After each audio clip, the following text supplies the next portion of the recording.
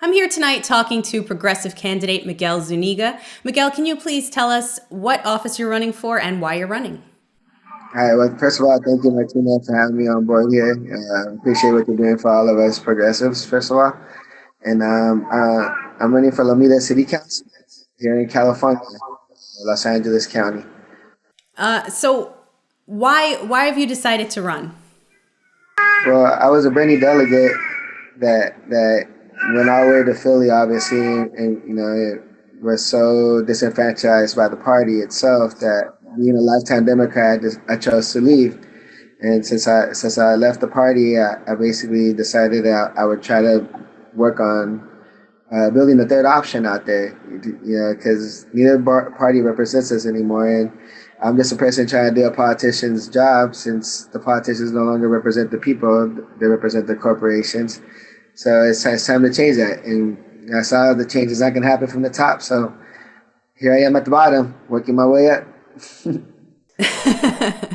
So you said that you were one of Bernie Sanders' delegates, but from what I understand, you were also one of the delegates who walked out of the Democratic National Convention, and you actually campaigned for the Greens outside of the Wells Fargo arena. Can you tell us why you did that?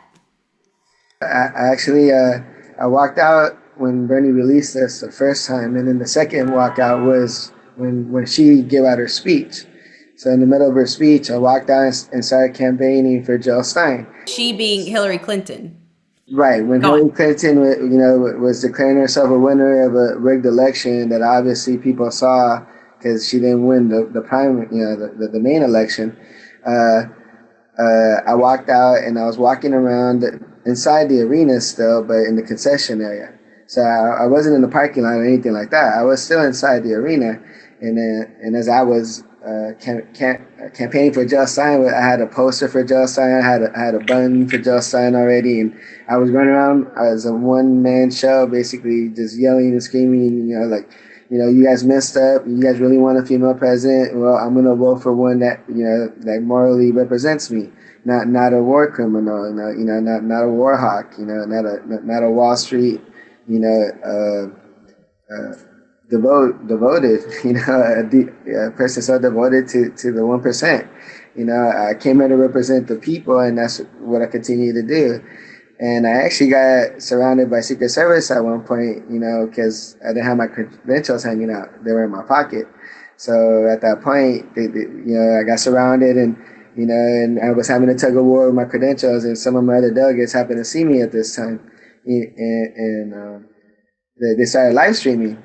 So they were asking, "Hey, what's going on?" Well, he didn't have his credentials. Da, da, da, da. So then they started yelling, "Leave him! Let him go! Let him go!" And they disappeared like instantly. Like, this is Secret Service, but they're disappearing the minute the media attention came. Because all of a sudden I'm doing an interview with the media right then and there because they're asking me what's going on, and I'm explaining how our election got robbed, da da da. And you can't find any of these news bits anywhere. I did interviews with 20 different, Russia, Japan, Uruguay. Like, I did interviews in Spanish, and I can't find any of these. They totally blocked the country out of these foreign news. It's crazy. Wow. So how long? How long were you there? How long were you there campaigning for the Green Party before? Like, did they eventually end up kicking you out, or? No, because at that point, they realized I didn't have my credentials, and then they had a group with me at that point, and we kept walking around just until I decided to leave. They weren't harassing us at that point. They were harassing us if they felt that they could get away with it. The minute we would stand up for ourselves, and then we'd see one of us or one of our people was in trouble, we would surround them and start chanting. Because it went from becoming delegates. We realized once we're there, they just wanted us to play along, like it was some kind of WWE event. They were trying to take our Bernie signs away and give us Hillary signs, and we were sneaking in duct tape, Sharpies, 12 foot 20, that WikiLeaks banner that everybody sees, the famous WikiLeaks banner. That had to go through Secret Service. How they got it in, even if I knew, I wouldn't tell you, because we might need to do that again. That's how much people love their country.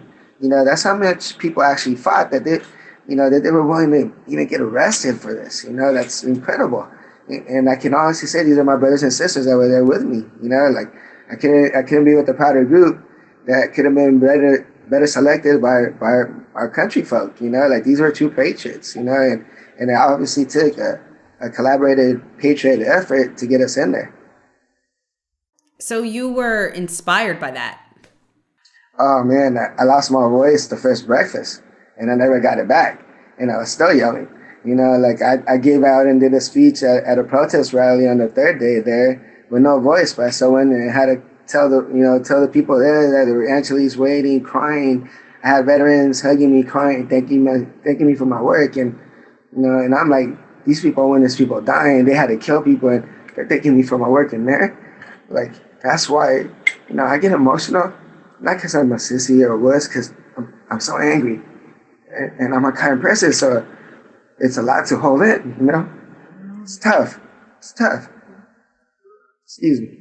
I'm there with you. It's great to hear someone who was there really talking about it, and because even just seeing it at home, it was an emotional experience, and the months that followed, even still, when you watch back, when you watch the video of when Bernie Sanders took the stage and they just wouldn't let him speak, and I've cried watching that, to be honest with you, after the election, because it was such a missed opportunity. We made Bernie cry a few times. You could tell, he wasn't bawling, but he's such a strong man. For 75 years old, he's a rock. He's a boulder. He's hard to push.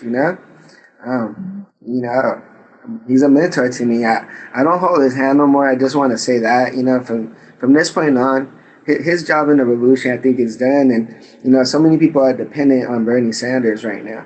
And instead of being dependent on him, you need to be the next Bernie Sanders. We have this young kid, 26-year-old, not kid, I need to stop catching myself doing this because he's a young man. He's 26 years old. He could get tried just like any other adult for any crime he was to commit, unless you're Hillary Clinton.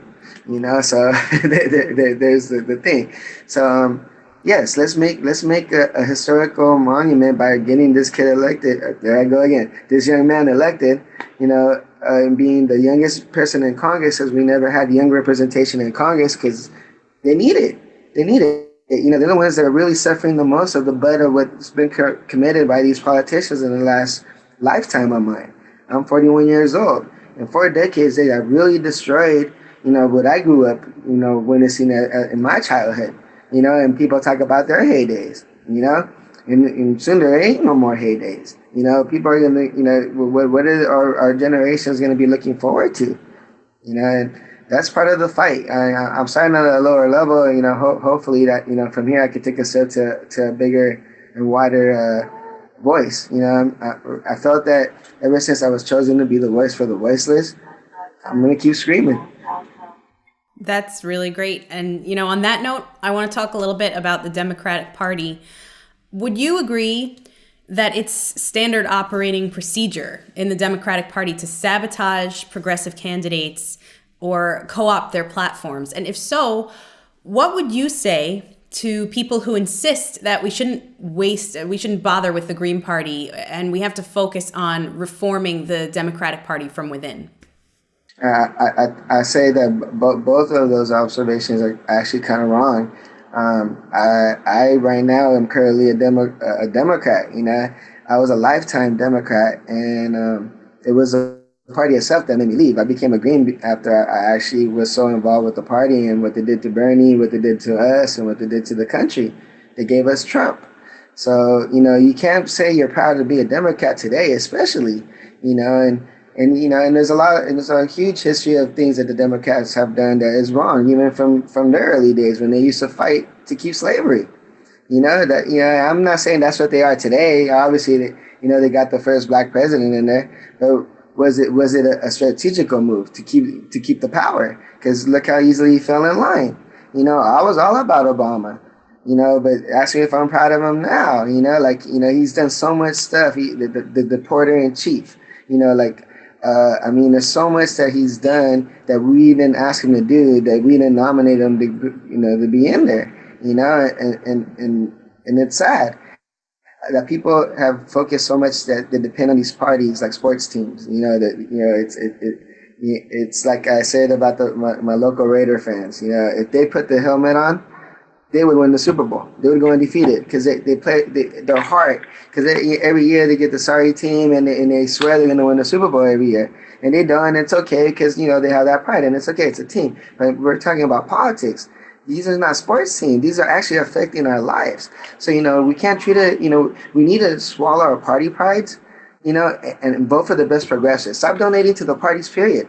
The Green Party is one of the few parties that it doesn't work that way. It's a grassroots organization. They take from the people. They don't take from corporations, And that's what Bernie was fighting for in a party that doesn't want to do that. The party does not represent us. I don't disagree, though, that we shouldn't have in there people that should try to reform the party. It makes it difficult for them to get away with what they've been doing so easily this whole time. So for us to say, no, we got to give up on the party, destroy it, I say destroy it completely, it's one of my language. I don't mean, to insult any of the Democratic followers or the reformers. I mean, destroy the leadership. I mean, gut it out. It doesn't have a heart, so let's put a heart in it, so like Samuel Ronan right now is in No Dapple. And they're looking, he's just trying to split the vote for Keith Ellison. Like, Keith Ellison is not the most progressive candidate out there right now, and people are all over him because he's the lesser of two evils again in their own party. And their own party is a bunch of lesser two evils. Like, look at their stacked card: Wasserman, Boxer, Brazil. Like, these are not, we don't know these people because we love what they're doing for our communities or what they're representing us for. Like, they're not popular for that. They're popular for doing the opposite. They're popular for people wanting to get them out, but somehow they can't.